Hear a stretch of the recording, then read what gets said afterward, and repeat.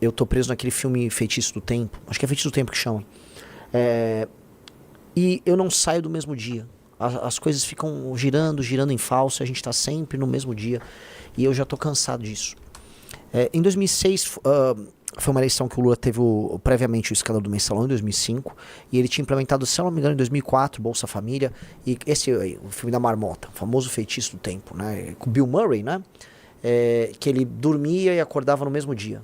Ele dormia e acordava no mesmo dia. Então, assim, ele ia dormir, quando ele acordava, pum, no mesmo dia. Se matava, quando ele abriu o olho, ele estava acordando no mesmo dia. Então, ele ficou preso ali num feitiço do tempo, né? E eu sinto que nós estamos no mesmo ciclo, né? Desde que Lula assumiu o poder e foi para a reeleição em 2006, que foi quando ele, em resumo, tá? De maneira, vamos dizer, bem resumida, entendeu que se ele comprar o voto dos mais pobres com políticas assistenciais, está tudo resolvido.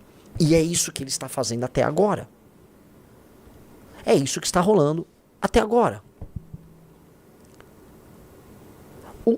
Quando eu comecei a entender agora os detalhes da estratégia do Lula e do Fernando Haddad para 2026, tá? Algo que a gente já comentou bastante na live de ontem, mas quando tá claro e decidido, vamos dizer, saiu uma pesquisa de opinião ontem, até postei uns prints dela, saiu, foi qual instituto mesmo que soltou? Não sei se foi Quest. Você fica meio... Em resumo, há uma guerra da Quest. Há uma guerra bem clara entre o Brasil que trabalha e produz contra o Brasil que não trabalha, ou se trabalha pouco e praticamente nada produz, porque é uma população muito improdutiva. E isso inclui dois tipos de seres humanos. As pessoas mais pobres estão na base da pirâmide, que basicamente veem o governo chegar e enfiar dinheiro no bolso delas. Então elas ficam andando e o governo vendo, toma isso, toma aquilo, toma aquilo. E do outro lado, o maior beneficiário de um governo, que em resumo é um governo sempre deficitário. Ora, entenda uma coisa, meu amigo. Se o governo não consegue pagar as contas dele, é igual uma pessoa. O que você faz, Aloysio? Se você precisa pagar as contas, você não consegue pagar, você não tinha dinheiro. O que você faz? Tem que correr atrás. E o que significa esse correr atrás? Arrumar emprego. Não. Vamos supor que você tem emprego. Vamos lá, Riso. Oi. Seu gasto é 10 e seu ganho é 8. Como você faz para pagar os dois de diferença? Dívida. Então, para o governo ficar botando dinheiro no bolso das pessoas, como ele próprio está deficitário, ele fica contraindo dívida. E ele fica nesse jogo de contrair dívida de um lado, enquanto dá o dinheiro nos mais pobres do outro. Neste jogo, bancos, instituições financeiras, detentores de título, fundos, eles ficam basicamente, né, com o seu capital preso, girando essa dívida, vivendo desses dividendos disso aí. A população mais pobre fica sendo abastecida, não sobra dinheiro para atividade produtiva, a classe média fica arrochada, o Brasil não cresce. E uma hora esse ciclo vai girar até colapsar. Que é o que está pintando que vai acontecer. E é tão óbvio que isso vai acontecer, todo mundo está vendo que isso vai acontecer, todo mundo está percebendo que esse é um desenho de um país que é pouco produtivo, que não faz nada para melhorar a sua própria produtividade, que é inimigo de reformas microeconômicas, amigas de quem trabalha e produz, que ainda assim as pessoas não se rebelam. Não há uma revolta por parte das pessoas, e os candidatos têm que enfrentar este modelo do PT, mentem e não traem um assunto como precisa ser trazido. Eu não vou ver já que sou, né, aparentemente pré-candidato, eu não estou vendo os meus concorrentes diretos sequer a vontade de abordar o assunto como precisa ser abordado. Você, meu querido amigo Ratinho Júnior, você Zema, você Caiado, você Tarcísio, vocês não estão comprando a guerra do Brasil que trabalha e produz. Vocês estão comprando um discurso genérico. E é guerra. E tá muito claro que é guerra. Volta pro gráfico aí, tá? De julho desse ano até outubro desse ano, quem é beneficiário do Bolsa Família saiu da aprovação de 50% para 67%. O Lula aumentou 17 pontos percentuais a aprovação junto a esse público. E a desaprovação caindo proporcionalmente. E o Brasil tá tão coitado, pobre, que quem não é beneficiário ainda tá ok, melhorou um pouco. Isso é insano. Isso é insano. O efeito de compra de voto do Lula sobre essa população mais pobre e a destruição do nosso futuro por colocar o Brasil num modelo econômico falido, mentiroso, isso é mentiroso. Tá dado, tá na cara de todo mundo. O Lula tá feio, assim, ó, nem veio os efeitos positivos pro Lula em termos de imagem, dessa possível ideia de dar um passe livre pra geral. Tome-lhe um passe livre. Ainda não surgiu, mas isso vai ressoar inclusive com quem trabalha. Um trabalhador fala, olha só que lá, não estou gastando mais. Mentira, você está gastando. Vai ser através de impostos, né, e dívida, que esse dinheiro vai ser pago no fim do dia, né? As coisas não se pagam sozinhas. Mas a pessoa vai achar que não está saindo mais do bolso dela. Essas pessoas mais humildes, a mesma coisa. No fim do dia, veja, a tendência da aprovação do Lula é aumentar. Ano que vem, idem. E a tendência de reprovação dele junto às classes médias é de ficar igual. A questão é que a classe média já está anestesiada, ela está derrotada, está anestesiada, e nos últimos anos a classe média foi levada a crer que o grande tema que ela tinha que tratar é a anistia. Meus amigos, o antipetismo ficou achando que o grande tema para enfrentar um cara que compra votos mais pobres é anistia. Não te deixa desesperado. É impossível que você tá vendo não fique desesperado, igual um maluco. Eu tô, é como se tivesse uma briga, você tá, sei lá, na escola, aí tem um cara que quer te bater. Esse cara tem a turma dele. Ele tá com a turma. É o Lula com a turma de amigos dele. O Lula dá comida, dá dinheiro, dá tudo pros amigos. Aí os amigos dele querem sair pra porrada. Aí a gente tem a nossa turma, que consegue ir lá brigar. Nossa turma é mais esperta e tal. Só que a nossa turma tá apaixonada por um valentão otário, que é o Bolsonaro. Aí esse valentão otário, sei lá, ele quebrou o pé. E aí a preocupação dele é, todo mundo, vou fazer uma vaquinha pra me ajudar. Não, mas não, gente, a gente tem que se preparar, outra turma vai dar porrada na gente. Não, mas, gente, atenção, vamos botar umas faixas, salvem o pé do Bolsonaro. E aí a nossa turma nem se preparou pra briga, tá totalmente dispersa, e o outro lado lá, pau. Aí vai chegar a hora H, a gente vai tomar um couro deles. E mais, os outros caras da nossa turma aqui, eles estão tipo, não, temos que preocupar realmente com o pé do Bolsonaro. O Bolsonaro ele tem que estar muito bem aí, né? Temos que lutar por isso. Esta é a pauta importante nossa, tá? E eles se odeiam entre si e vão ficar brigando. Esse é o jogo. E querem ainda agradar a galera do lado de lá. Ô, cara do lado de lá, vem pra cá. A gente é legal, eu vou cuidar de você. O cara do lado de lá não vai vir pro lado de cá. Sacou? Tá ficando bem clara uma espécie de uma divisão nesses Brasis que trabalham e produzem, enquanto o Brasil que é pouco produtivo. E fica muito claro o pacto. Qual é o pacto? Pacto topo-base. Banqueiro ganha dinheiro. Quem detém títulos ganha esse dinheiro. A base da população ganha esse dinheiro para subsistir. E o meio é destruído.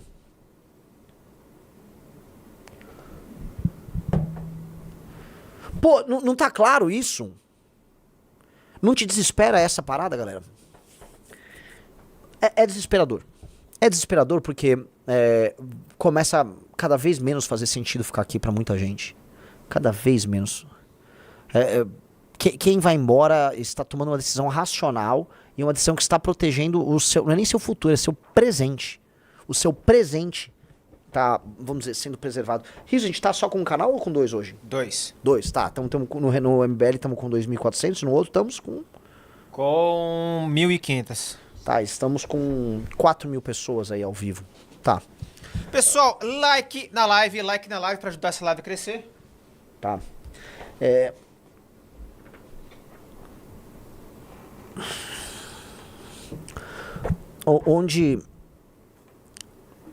Onde nós estamos chegando, né? Nós estamos chegando, portanto, num colapso em que o Brasil que trabalha e produz sequer dispõe de capacidade de auto-organização para poder enfrentar o Brasil improdutivo. E se a gente olhar, né, a gente fazer uma leitura do passado, tanto de 2013 quanto o impeachment da Dilma, com uma revolta por parte desse Brasil produtivo, o Brasil antipetista, contra o Brasil improdutivo, que é o Brasil do PT. É uma revolta. Mas também uma tomada de consciência. Uma tomada de consciência coletiva. O grande sonho, só pra vocês entenderem, o grande sonho dos marxistas sempre foi que o trabalhador, né, especialmente o trabalhador operário, ele tivesse, vamos dizer, um estalo, um momento em que ele tomaria ele agiria de acordo com uma consciência de classe social. E ele enxergasse a dinâmica de poder entre as classes de maneira muito clara. Pouco matizada, assim. É clara, assim, ali é azul, aqui é vermelho, sabe? E ele entendesse o outro operário, como alguém que pensa e age de maneira similar a ele e que vive de acordo com os determinados estímulos porque sofre as mesmas dores. Tudo isso que os marxistas queriam que acontecesse, que não aconteceu. E sempre foi forçado. Para começar pela Revolução Russa. Nos fenômenos de classe média, de tomada de consciência identitária, por vezes acontece. E no Brasil meio que aconteceu. O 2013 foi uma febre, e aí a coisa toma sentido em 2015, 2016. E isso se torna uma revolta popular de classe média, tomada de consciência, formação de identidade, apropriação de símbolos nacionais. Foi uma série de coisas que criaram isso. Isso era para ser positivo, porque isso deu em Lava Jato, isso deu em queda da Dilma, isso deu em prisão do Lula. A questão é que esse processo, nossa, eu sempre me repito nisso, mas poxa, é muito importante eu continuar com esse raciocínio aqui. Isso foi dar no erro Bolsonaro, e aí foi ser conduzido pela personalidade do cara, e era uma personalidade burra que não entendeu nada do que era o processo, é um sujeito pequeno e tal. E aí toda essa tomada de consciência, ela foi para um caminho completamente errado. É como se, né, o famoso, o gigante acordou, né? As pessoas foram despertando, surge um corpo, surge um gigante, uga, uga, e ele cai de um precipício, e se espatifa. Porque de um lado, veja, não é que há consciência de classe na população mais pobre que o Lula compra. Há um coletivo de interesses e um sistema de estímulo quase pavloviano, em que a pessoa fica feliz conforme ela tem um interesse financeiro imediato atendido por parte do agente público. Então, é claro, né, e você criou ali, vamos dizer, uma cultura de dependência do Estado com base nisso.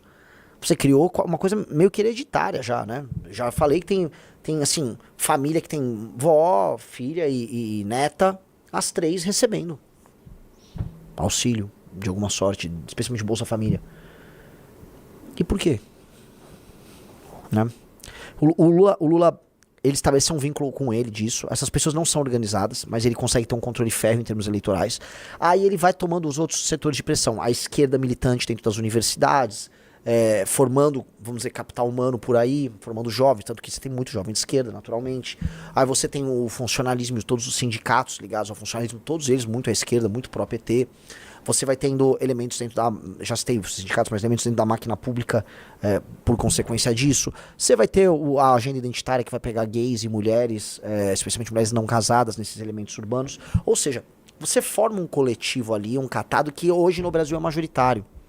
E ele, por mais que a gente saiba que o projeto de poder do PT tenha inúmeros questionamentos dentro do campo da esquerda, é natural que tenha, porque é um projeto que dialoga com o interesse de banqueiro o tempo todo, né? Ele mantém o Brasil nesse ciclo, que o banqueiro ganha e o pobre subsiste, e é um modelo por si só falido. Mas, por mais débil, por mais críticas que a própria esquerda faça a isso, ele ganha. Sacou? É um modelo frágil, ele não vai a lugar nenhum. Ele sequer entrega o tal do socialismo que eles querem. Mas ele ganha. E ele é um modelo que é feito pra ganhar. E ele ganha. Então, é como se as esquerdas ficassem presas assim, a gente ganha, mas o preço é que a gente não vai fazer nada. A gente vai ficar, né, mantendo uma parte da população sem fazer nada, dependente ali, mas votando, o topo da pirâmide ganhando muito, com um rentismo insano, o Brasil cada vez menos produtivo, você com cobertor cada vez mais curto. Então, tem um preço ali, né, mas tem um colapso também apontando. O nosso lado, que poderia ter a solução para o problema e resolver a equação Brasil, de modo a tornar o Brasil um país que deslancharia em termos econômicos, políticos e sociais, o nosso lado não conseguiu se organizar porque a tomada de consciência dele deu em Bolsonaro. Deu em Bolsonaro. E eu olho os nossos concorrentes diretos para 2026, galera, e assim, eu sou muito claro, sou muito cristalino nisso. Eles não sabem o que eles estão fazendo. Eles não sabem sequer o que eles querem. Eles não conseguem ver um palmo à frente do nariz. Isso é desesperador. Isso é um tanto quanto desesperador. Eu sei que isso oferece para nós, e eu olho para vocês que estão me assistindo falando isso assim, de maneira quase como um convite, vai. Isso naturalmente é um convite para que outras pessoas tragam uma solução. E é por isso que a criação do Partido Missão e o fato da gente estar conseguindo ressoar com pessoas tão talentosas, tão boas nos últimos anos, isso me alenta, que eu falo, pô, beleza, as pessoas estão falando, cara, são vocês. Mas todo dia eu tenho que aprender uma solução nova, todo dia eu também vejo assim, o quão pequeno é a nossa estrutura comparada com a dos nossos adversários. E o que também me desespera é, conforme a gente vai descobrindo as respostas, e vai descobrindo a resposta, Eu vejo, meu Deus, como é que ninguém viu isso antes? Como é que ninguém viu isso antes? Como é que ninguém no campo da direita pensou em alterar o sistema de incentivos dentro da máquina pública para você melhorar a administração pública e diminuir a dependência do centrão? Como é que ninguém dentro do campo da direita nas últimas décadas não pensou em, sei lá, em como fazer reformas microeconômicas que, né, melhorassem a vida de quem trabalha e produz? Como é que ninguém pensou em soluções que, vamos dizer, levam o próprio Congresso a erro, né, no sentido de diminuir o próprio poder, mas que faça que ele vote no caminho certo? Por quê? Por que ninguém pensou? Por que ninguém está interessado nisso? Eu tendo a achar, porque assim, né, lá vem a galera, o Renan vai falar de Roma, né? Mas a gente tem realmente uma elite que não tem nenhuma vocação para grandeza. E a ausência de vocação para grandeza, ela é horrível, cara. Você não pode ter uma nação em que você não ache que o seu próprio país não tenha ele em si uma vocação para ser o melhor lugar do mundo. Uma nação destinada a mandar no mundo, a influenciar no mundo, a dominar as coisas. Se você não tem uma nação, uma noção de si que não seja grande, você não vai a lugar nenhum. E eu acho que o nosso problema começa muito aí. Quem detém poder no Brasil não tem grandeza em si e nem vê grandeza no Brasil. Eu acho que, assim, nós somos tão críticos ao Brasil que nós não conseguimos sequer idealizar. Porque, veja, para eu sair do ponto A para o ponto B, eu tenho que saber que há um ponto B e esse ponto B tem que ser melhor do que o ponto A. Só que a gente é tão crítico sobre o que nós temos no ponto A que nós sempre imaginamos que o ponto B será pior do que o ponto A. A gente sempre imagina que o futuro será pior, porque nós temos elementos e condições que são incuráveis. Ah, nós temos o pior povo do mundo.